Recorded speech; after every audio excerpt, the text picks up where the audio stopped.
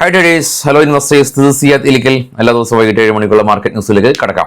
Nifty അങ്ങനെ 25,000 മുകളിൽ വളരെ ശക്തമായ നിലയിൽ ഇന്ന് ക്ലോസ് ചെയ്യാനായിട്ട് സാധിച്ചു. നിഫ്റ്റി, ബാങ്ക് നിഫ്റ്റി, സെൻസെക്സ്, നിഫ്റ്റി 350 പോയിന്റ്, സെൻസെക്സ് 1000 പോയിന്റിലേറെ, ബാങ്ക് നിഫ്റ്റി 450 പോയിന്റിലേറെ റാലി രേഖപ്പെടുത്തി. ഇൻഡെക്സ് ഹെവി വെയിറ്റ് സ്റ്റോക്കുകളുടെ ശക്തമായിട്ടുള്ളൊരു പിന്തുണ സ്ക്രീനിൽ കാണാം. റിലയൻസ് ഇന്നത്തെ റാലിയിൽ 55 പോയിന്റ് അഥവാ 0.23% കോൺട്രിബ്യൂഷൻ നടത്തി. ഇൻഫോസിസ് 32 പോയിന്റ് കോൺട്രിബ്യൂഷൻ നടത്തി. ICICI ബാങ്ക് 31 പോയിന്റ് കോൺട്രിബ്യൂഷൻ നടത്തി. Airtel 25 point, HDFC bank 18 point contribution നടത്തി. FIs ബയേഴ്സ് ആണ്, DIs ബയേഴ്സ് ആണ്, ആരും സെല് ചെയ്യാനായിട്ടില്ല. ഇൻവെസ്റ്റേഴ്സ് ആണെങ്കിൽ ഈ നമ്മുടെ പാക് ടെൻഷൻ മാറിയതിനു ശേഷം, ബോർഡർ ടെൻഷൻ മാറിയതിനു ശേഷം അഗ്രസീവ് ബൈയിങ് ആണ്. അന്നത്തെ ദിവസം മാത്രം നമ്മൾ 900 പോയിന്റ് റാലി കണ്ടു. 900 പോയിന്റ് യുദ്ധം കാരണം അല്ലെങ്കിൽ യുദ്ധ സാഹചര്യങ്ങൾ കാരണം ഇടിഞ്ഞിരുന്നില്ല. പക്ഷെ ഇല്ല എന്ന് പറഞ്ഞപ്പോൾ അഗ്രസീവ് ആയിട്ടുള്ളൊരു ബൈയിങ് നമ്മൾ കണ്ടു. കാരണം ഇതിന്റെ പ്രധാന കാരണം നിഫ്റ്റിയുടെ ഓൾ ടൈം ഹൈ 26,300 ആണ്. അതിൽ നിന്ന് ഈ ഒരു ട്രംപിന്റെ ഇഷ്യൂ കാരണം ഫോൾ ആയിരുന്നു. അതിനിടയിൽ റിക്കവറിക്ക് വേണ്ടി ശ്രമിച്ചു. പിന്നീടാണ് ഈ ഒരു ഇന്ത്യ പാക് ബോർഡർ ടെൻഷൻ വന്നത്. അപ്പോൾ അത് കാരണം കുറച്ച് പോയിന്റുകൾ ഇടിഞ്ഞു. ആ ബോർഡർ ടെൻഷൻ സോൾവ് ആയി. കൂടാതെ തന്നെ ട്രംപും അല്ലെങ്കിൽ US-ഉം ചൈനയും തമ്മിൽ താരിഫ് എല്ലാം തന്നെ ഒത്തുതീർപ്പായി. അതിന്റെ ഒരു റാലി കണ്ടു. ഇന്ന് പുതിയതായിട്ട് 2 പ്രസ്താവനകളാണ് ട്രംപ് നടത്തിയിരിക്കുന്നത്. ഒന്നാമത്തെ പ്രസ്താവന, ട്രംപ് ഇടപെട്ടാണ് ഇന്ത്യ പാക് പ്രശ്നം രമ്യതയിൽ എത്തിയത് എന്നുള്ള ഒരു അവകാശവാദം. രണ്ടാമത്, ഇന്ത്യ US പ്രൊഡക്റ്റുകൾക്ക് 0 താരിഫിലേക്ക് ഇന്ത്യ സമ്മതിച്ചു എന്ന് ട്രംപിന്റെ അവകാശവാദം. അങ്ങനെ 0% താരിഫ് വരുന്നത് ഇന്ത്യൻ കമ്പനികൾക്ക് അത്ര നല്ല കാര്യമായിരിക്കില്ല, എസ്പെഷ്യലി ഓട്ടോ കമ്പനീസിന്. പക്ഷെ അതൊന്നും ഇന്ന് റിഫ്ലക്ട് ചെയ്ത് കണ്ടില്ല. പ്രധാനമായിട്ടും ഇന്ന് ഹീറോ മോട്ടോ കോർപ്പ് റാലി രേഖപ്പെടുത്തി, ടാറ്റ മോട്ടോഴ്സ് റാലി രേഖപ്പെടുത്തി, ഡിഫൻസ് സ്റ്റോക്കുകൾ റാലി തുടർന്നു. എസ്പെഷ്യലി കൊച്ചിൻ ഷിപ്പ്യാർഡിലെ തന്നെ റിസൾട്ട് വന്ന ദിവസമായിരുന്നു ഇന്ന്. അപ്പോൾ കഴിഞ്ഞ കുറേ നാളായിട്ടും കൊച്ചിൻ ഷിപ്പ്യാർഡിൽ പെട്ടുപോയ ഒരുപാട് ആളുകളുണ്ട്. അപ്പോൾ അവരുടെ എല്ലാം തന്നെ കൊച്ചിൻ ഷിപ്പ്യാർഡിന് കുറച്ച് അനക്കം വെച്ചിട്ടുണ്ടാവണം സ്വാഭാവികമായും. എന്നാൽ ഓൾ ടൈം ഹൈയിലൊക്കെ കൊച്ചിൻ ഷിപ്പ്യാർഡിനെല്ലാം തന്നെ ഓൾ ടൈം ഹൈ, അതിൻ്റെ RSI ലെവലെല്ലാം തന്നെ ഓവർ ബോട്ട് സോണിന്റെ മണ്ടക്ക് പോയി വാങ്ങിച്ച ആളുകളെ സംബന്ധിച്ച് ഇനിയും ബൈയിങ് ലെവലിലേക്ക് എത്താനായിട്ട് കാത്തിരിപ്പ് തുടരുക തന്നെ വേണം. അപ്പോൾ അതാണ് നമ്മൾ മാർക്കറ്റിൽ പ്രധാനമായിട്ട് കണ്ട ഒരു സെന്റിമെന്റ്സ് എന്ന് പറയുന്നത്. ഇനി ഗ്ലോബൽ മാർക്കറ്റ് നമുക്ക് പരിശോധിക്കാം.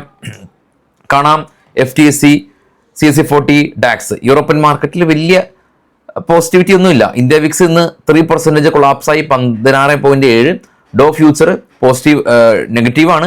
ഏഷ്യൻ മാർക്കറ്റ് എല്ലാം തന്നെ നെഗറ്റീവിൽ ക്ലോസ് ചെയ്തു, ഓസ്ട്രേലിയ ഒഴികെ. ഓസ്ട്രേലിയ കാണാം 17 പോയിന്റ് അപ്സൈഡ്. ഗോൾഡ് ഇന്ന് ഫോൾ ആയിട്ടില്ല, $3,179 പെർ ഔൺസ് സ്റ്റേബിൾ ആണ്.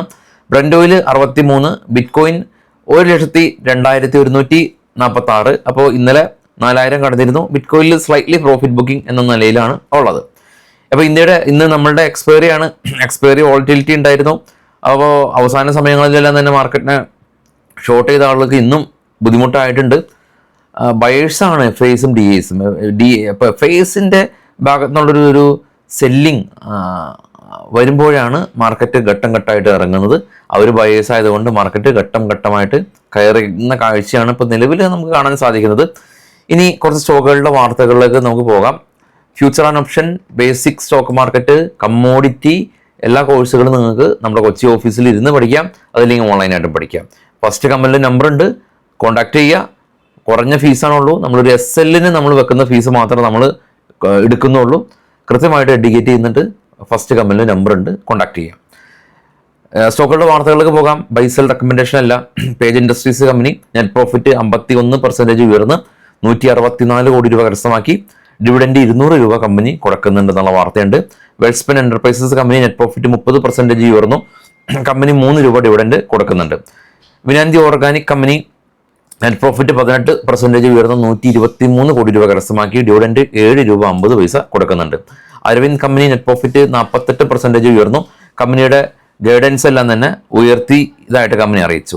ഇൻഡിഗോ കമ്പനി ഡയറക്റ്റ് ഫ്ലൈറ്റുകൾ കണ്ണൂരിൽ നിന്നും ഡൽഹിയിൽ നിന്നും UAE-യിലേക്ക് പുതിയ സർവീസുകൾ ആരംഭിച്ചു. ITC ഹോട്ടലിൽ നെറ്റ് പ്രോഫിറ്റ് ഉയർന്നു. ആന്ധ്രാപ്രദേശിൽ പുതിയ ഹോട്ടൽ പ്രോപ്പർട്ടി അവർ ആരംഭിക്കുന്നുണ്ടെന്നുള്ള ന്യൂസ് ഉണ്ട്. കാൽപിൻ പോയിന്റ് കമ്പനി നെറ്റ് പ്രോഫിറ്റ് 17% ഉയർന്നു. റവന്യൂ മാർജിൻ എല്ലാം തന്നെ എക്സ്പാൻഡ് ചെയ്തു. കമ്പനി 3 രൂപ ഡിവിഡൻഡ് പ്രഖ്യാപിച്ചു. SBI കാർഡ് അപ്പോളോ ഹെൽത്ത് ആയിട്ട് കൊളാബറേറ്റ് ചെയ്തിട്ട് പുതിയ ക്രെഡിറ്റ് കാർഡ് ലോഞ്ച് ചെയ്യുന്നു.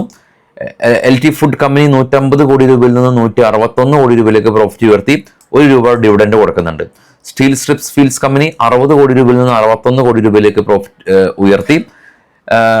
ഗുജറാത്ത് മിനറൽ കമ്പനി 190 നിന്ന് 290 പ്രോഫിറ്റ് ഉയർത്തി ₹10 ഡിവിഡൻഡ് കൊടുക്കുന്നുണ്ട്. സൗത്ത് ഇന്ത്യൻ ബാങ്ക് 288 നിന്ന് 340 കോടി രൂപയിലേക്ക് പ്രോഫിറ്റ് ഉയർത്തി.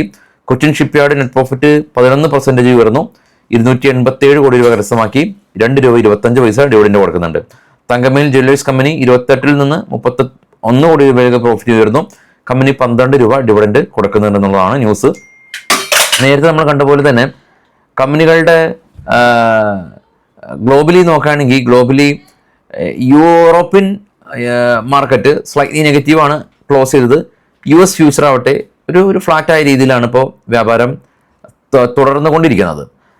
US മാർക്കറ്റ് ഓപ്പൺ ആയിട്ടില്ലെങ്കിൽ കൂടിയും IT സ്റ്റോക്കുകളിൽ സ്ലൈറ്റ്ലി നെഗറ്റീവ് സെന്റിമെന്റ്സ് ആണ് അസഫ്നോ ഉള്ളത്. ഇനിയിപ്പോൾ ട്രംപിന്റെ പ്രസ്താവന, അതായത് ഇന്ത്യ സമ്മതിച്ചു എന്നുള്ള പ്രസ്താവന, അതിന്റെ സത്യാവസ്ഥ നമുക്കറിയില്ല. അപ്പോൾ അത് സത്യമാണെങ്കിൽ അത് US മാർക്കറ്റിന് ഒരു പോസിറ്റീവ് സെന്റിമെന്റ്സ് ആണ്. സ്റ്റിൽ നമുക്കറിയില്ല. അപ്പോൾ ട്രംപിന്റെ പ്രസ്താവനയാണ്, ഇന്ത്യ ഒഫീഷ്യലായിട്ട് അനൗൺസ് ചെയ്തിട്ടില്ല. അപ്പോൾ ഈ ഒരു കാലഘട്ടത്തിൽ അദ്ദേഹം ഒരുപാട് അങ്ങനെയുള്ള പ്രസ്താവനകൾ നടത്തി മാർക്കറ്റിന് ഓൾറെഡി തന്നെ $10 ബില്യൺ വൈപ്പ് ഔട്ട് ആയി പോയ അവസ്ഥയിലാണ് ഉള്ളത്. അപ്പോൾ ഏതൊക്കെ പ്രസ്താവനയാണ് അദ്ദേഹത്തിന്റെ സത്യം, ഏതൊക്കെയാണ് മിഥ്യ എന്ന് നമുക്ക് കൃത്യമായിട്ട് അറിയില്ല. ഒഫീഷ്യൽ കൺഫർമേഷൻ വരട്ടെ, കാത്തിരിക്കാം. എനിവേ, ഇന്ത്യൻ മാർക്കറ്റിൽ FISന്റെ ഭാഗത്ത് നിന്ന് ബൈയിങ് ഉണ്ട് എന്നുള്ളത് അത് നമുക്ക് വിസിബിൾ ആണ്. എല്ലാ ദിവസവും കഴിഞ്ഞ ദിവസവും FISും ബയേഴ്സാണ്. DIs പ്രോഫിറ്റ് ബുക്കിംഗ് ചെയ്യുന്നില്ല. DIsും ബയേഴ്സായിട്ട് തുടരുക തന്നെയാണ്. റീറ്റെയിലേഴ്സാണ് ബയേഴ്സ് ചെയ്യുന്നത്, സെല് ചെയ്യുന്നത്. റീറ്റെയിലേഴ്സ് ഇന്നലെ തന്നെ കൊച്ചിൻ ഷിപ്പ്യാർഡ് ജസ്റ്റ് ഒന്ന് കയറി പോകുന്ന പിന്നെ വിറ്റേക്കാം എന്നുള്ളൊരു മൈൻഡ് സെറ്റിൽ ആളുകൾ പ്രോഫിറ്റ് ബുക്ക് ചെയ്തു. പക്ഷേ ഇന്നും അതേ കൊച്ചിൻ ഷിപ്പ്യാർഡ് 6% റാലിയുടെ അടുത്ത് രേഖപ്പെടുത്തി. പ്രോഫിറ്റ് വരുമ്പോഴാണ് അത് ബുക്ക് ചെയ്യാനായിട്ട് ഒരു ധൃതി ആളുകൾ പിടിക്കുന്നത്.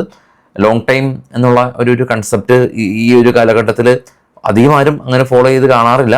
എല്ലാ ആളുകളും പെട്ടെന്ന് പ്രോഫിറ്റ് ബുക്ക് ചെയ്ത് മാറുകയാണ് പതിവ്. അപ്പോൾ കൃത്യമായിട്ടുള്ള ലോങ് ടൈം സ്ട്രാറ്റജീസ് എല്ലാം തന്നെ സ്വന്തമായ അടിസ്ഥാനത്തിൽ സ്വന്തം ഫിനാൻഷ്യൽ ഗോൾ അനുസരിച്ച് സെറ്റ് ചെയ്യാനായിട്ട് മറക്കരുത്. അപ്പോൾ എല്ലാവർക്കും ശുഭരാത്രി. Thank you all.